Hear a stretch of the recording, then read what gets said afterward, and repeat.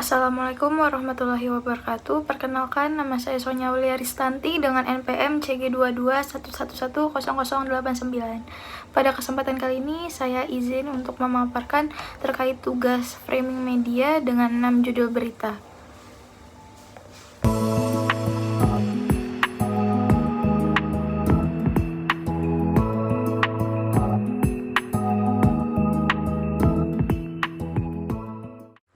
Pada slide selanjutnya, di sini saya akan membahas framing yang pertama, yaitu terkait topik pembahasan pembangunan Bandara Kertajati.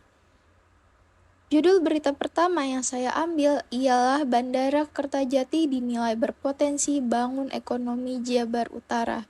Pada berita pertama yang disampaikan oleh Detik Finance, dikatakan bahwa pembangunan Bandara Internasional Kertajati akan memberikan dampak positif dalam bidang perekonomian, khususnya di wilayah Jawa Barat.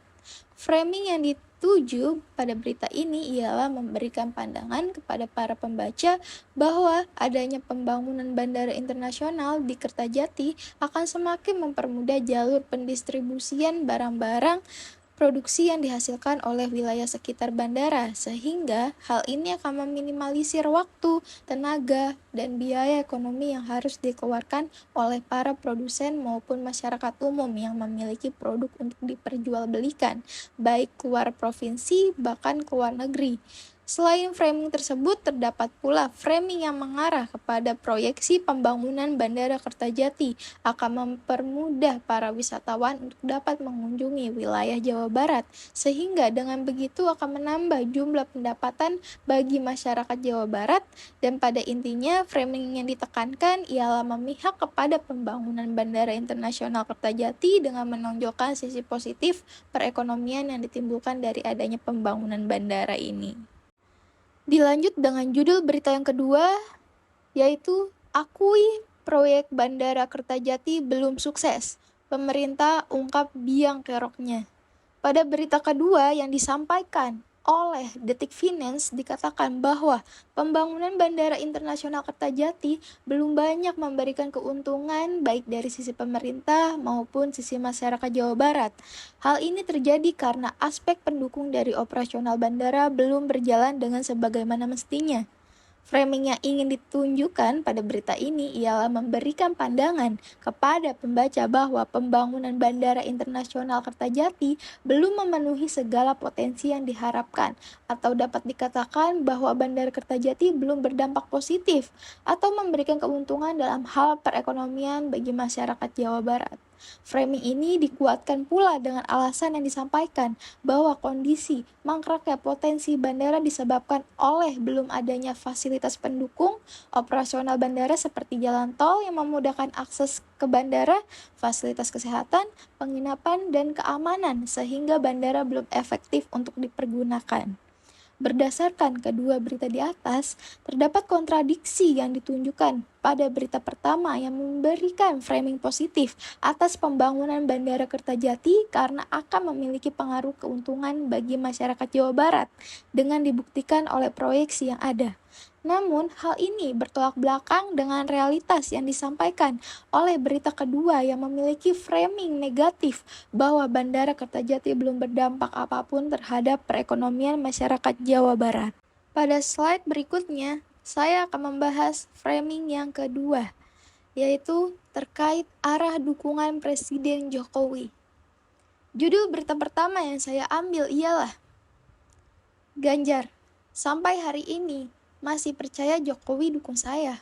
Pada berita pertama yang disampaikan oleh CNN Indonesia dikatakan bahwa bakal calon presiden Ganjar Pranowo yakin jika Presiden Jokowi akan mendukungnya dalam kontesitas Pilpres di tahun 2024. Framing yang ditunjukkan ialah dengan memberikan perspektif kepada para pembaca bahwa Presiden Jokowi memilih dan mendukung Ganjar sebagai presiden di tahun 2024 dengan dibuktikan oleh berbagai isyarat yang diberikan oleh Presiden Jokowi kepada Ganjar. Beberapa isyarat yang ditunjukkan sebagai penguat dari framing yang pertama ialah Presiden Jokowi merupakan kader partai PDI yang wajib mengikuti arah politik partai. Kedua, ialah pernyataan langsung Presiden Jokowi yang mengarah Ganjar untuk menangani perihal pangan Indonesia.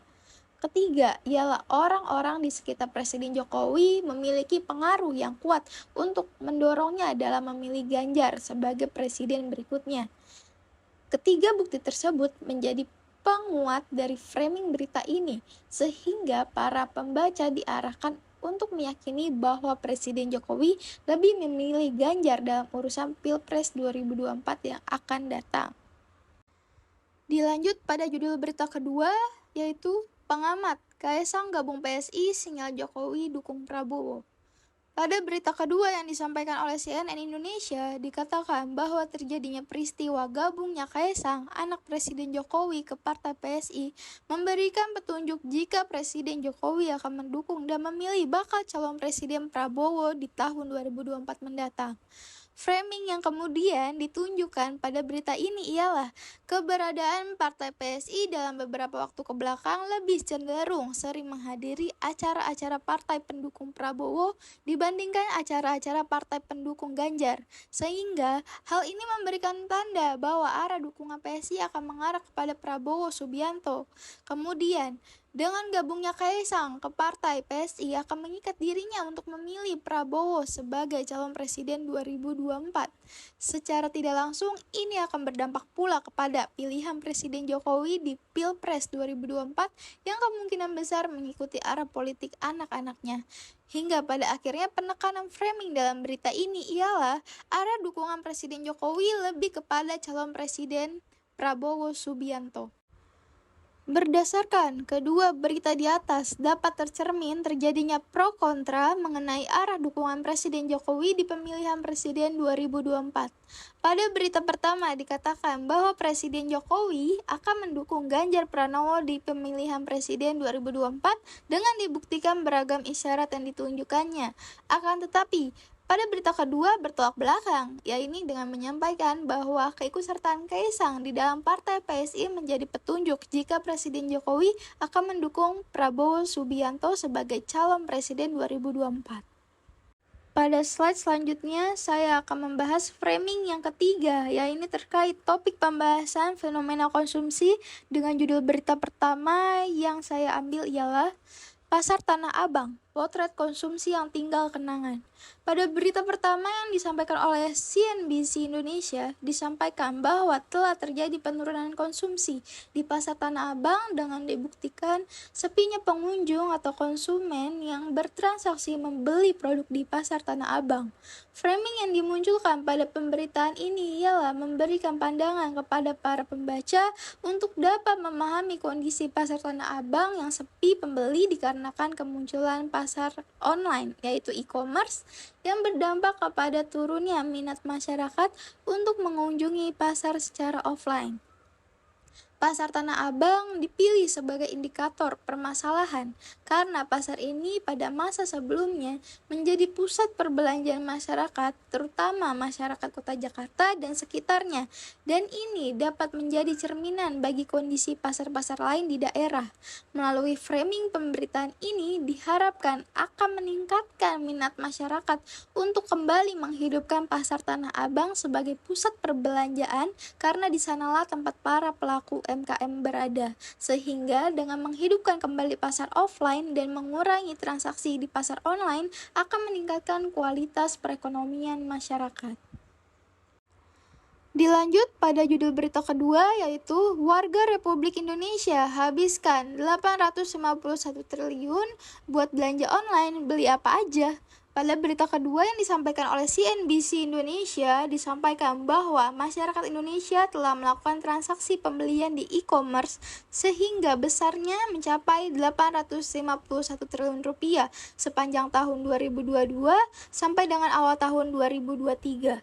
Framing yang disampaikan pada pemberitaan ini ialah masyarakat semakin memilih e-commerce sebagai tempat untuk berbelanja karena angkanya terus mengalami peningkatan di setiap tahunnya.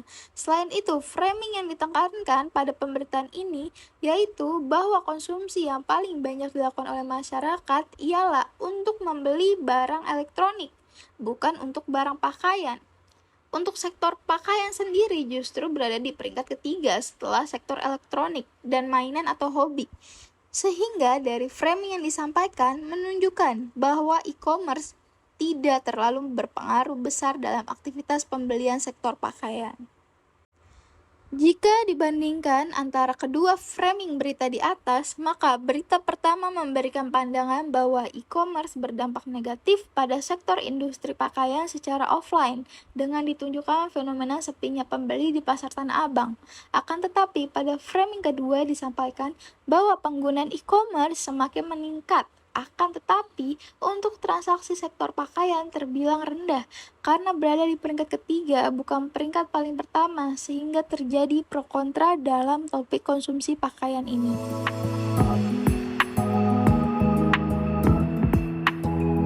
Sekian pemaparan dari saya. Terima kasih. Wassalamualaikum warahmatullahi wabarakatuh.